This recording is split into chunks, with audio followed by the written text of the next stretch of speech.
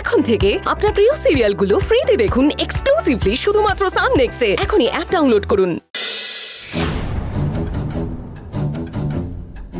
এই কি চেনটাই প্রমাণ যে দিদিভাই সেদিন কেবিনে ঢুকেছিল। কিন্তু ভালো বাবা আমাকে তো একবারও বললো না যে দিদিভাই হসপিটালে ভালো বাবার সাথে দেখা করতে এসেছিল। আর এই দেখা করার কারণটাই বা কি? এক সেকেন্ড, ডক্টর বলেছিল ভালো বাবা সুস্থ আছে, ডিসচার্জ করে দেবে। কিন্তু তারপরেই ভালো বাবা হঠাৎ অসুস্থ হয়ে পড়ে।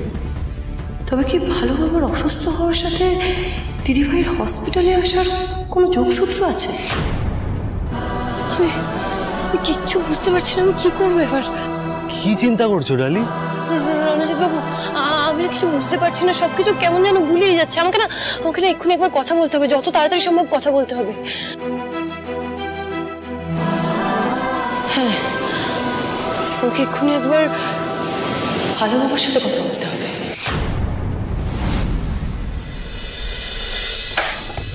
এই তো জ্বলেছে, কি করবো এবার? বড় মা কি যেন বললো, 5 রকম ভাজা চাই, আমার ভাতের সাথে লুচিও চাই।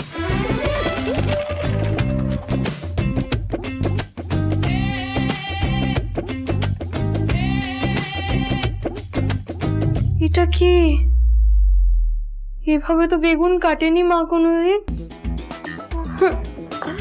তোর বাবা, কিছুই হচ্ছে না আমার দ্বারা।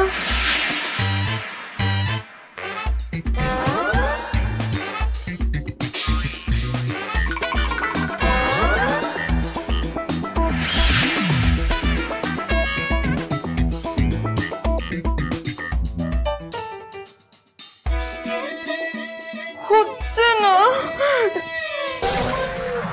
একটা কাজ করতে পারি। ইয়েস, এটা তো তুই করতেই পারিস জুম। ফোন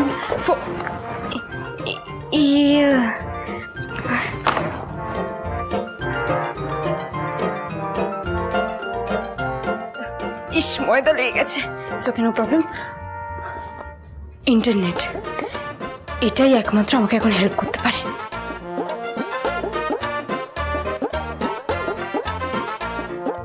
আজ আপনাদের শেখাবো একটা ইউনিক অন্যরকম মাছের ঝোলের রেসিপি।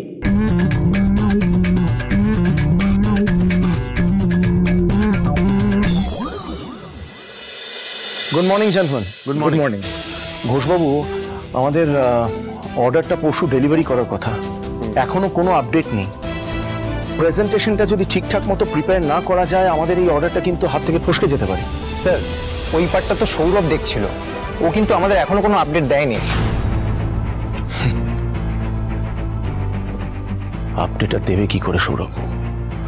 ও তো অফিসে কাজ করতে আসে না, ডালির সঙ্গে সময় কাটাতে আসে। বলছিলাম মিস্টার ঘোষ, আমি আপনাকে বলেছিলাম যে সৌরভ অফিসে যাওয়ার আগে যেন একবার আমার বাড়ি ঘুরে যায়। মিটিংটা আমরা এখানেই সেরে ফেলতাম। আমি ওকে বলেছিলাম রক্তিম, কিন্তু ও তো এলো না। এখন তো ডালির সাথে দেখা করতে গেছে, আসবেই বা কি করে? আচ্ছা, একটা কাজ করুন, সৌরভকে একটা ফোন করুন, আমাকে ডেটাগুলো দেখান তো। হ্যাঁ স্যার।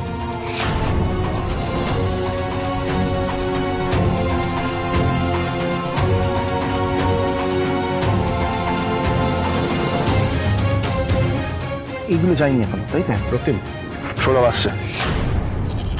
ও কোথায় আছে? এই রে, আমি তো সেটা জিজ্ঞেস করিনি। আপনার কি মনে হলো কোনো মন্দিরের আশেপাশে আছে? না, তেমন তো কিছু বুঝলাম না, কিন্তু না মানে কিছু কি হয়েছে? না মানে কিছু হয়নি।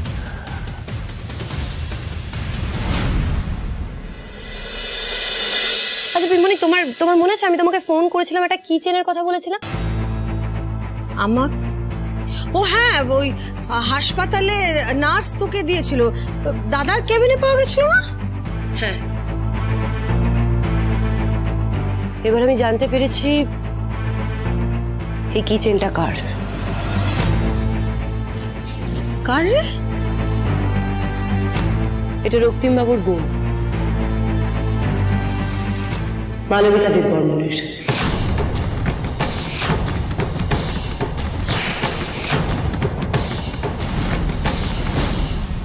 এই কিচেনটাই প্রমাণ যে সেদিন দিদিভাই ভালো বাবার কেবিনে ঢুকেছিল।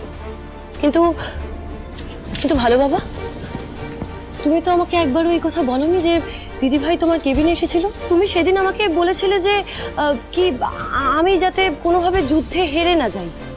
আমি কিছু বুঝতে পারছি না। ভালো বাবা, তুমি চুপ করে থেকো না, প্লিজ আমার দিকে তাকাও। ভালো বাবা, তুমি চুপ করে আছো কেন? উত্তর দাও। তুমি বলবে না তো? তোমাকে আমার দিকে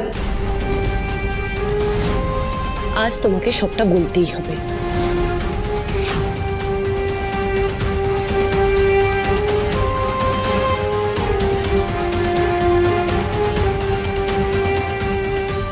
মালবিকা সেদিন আমার ঘরে কেন এসেছিল সেটা জানার আগে আরো কয়েকটা জিনিস তোর জানা উচিত। মালবিকা আমাদের O3 ফার্মাসিউটিক্যালস এর একজন এমপ্লয়ি ছিল। কি? তবে ওকে আমি চিনি আরো আগে থেকে। তোমার দ্বিতীয় স্ত্রী হয়ে তোমার সাথে সারাটা জীবন কাটিয়ে দিতে পারবো। আমি তোমাকে খুব ভালোবাসি। মালবিকা,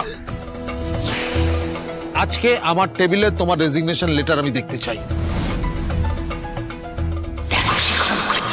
ডালিকে আমি কিভাবে আমার রাগের আগুনে জ্বালিয়ে পুড়িয়ে একেবারে শেষ করে দিই।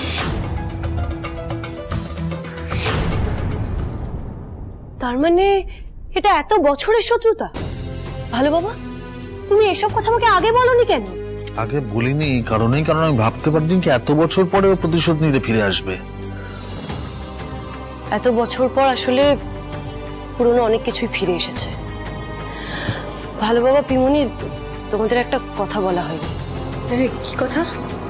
পিমনি, তোমার মনে আছে মামুনি যেদিন এই বাড়ি ছেড়ে চলে যায় তার ঠিক আগের দিন রাতে একজন লোক এসেছিল, যাকে আমরা কেউ চিনতাম না, কিন্তু সে মামুনিকে চিনত। তাড়াতাড়ি আয়, দেখ দেখ চোর ধরা পড়েছে। কি বলছিসটা কি ভাই? মনে পড়েছে। কি যেন নাম ছিল লোকটার? তুষার। সে এত বছর পর আবার দেববর্মন বাড়িতে ফিরে এসেছে। আপনাকে আমার এত চেনা চেনা লাগছে কেন? আপনি এই বাড়িতে কি করে? আমাদের না রক্তিম বারবার বলে যে ওদের পরিবারে যা যা খারাপ হয়েছে সবকিছুর জন্য নাকি আমাদের ফ্যামিলি না, মানে মুখার্জি পরিবার দায়ী। কিন্তু এটা তো সত্যি নয়। আসল ষড়যন্ত্রকারী কে? কিছু বুঝতে পারছি না, সবটা জট পাকিয়ে যাচ্ছে। এই সবটা মালবিকারই চাল। যদি তাই হয় তাহলে দিদিভাই আর কারোর ক্ষতি করার সুযোগ পাবে না। ভালো বাবা, তুমি চিন্তা করো না, আমি এই পরিবারের বা তোমার কোনো ক্ষতি কাউকে করতে দেব না।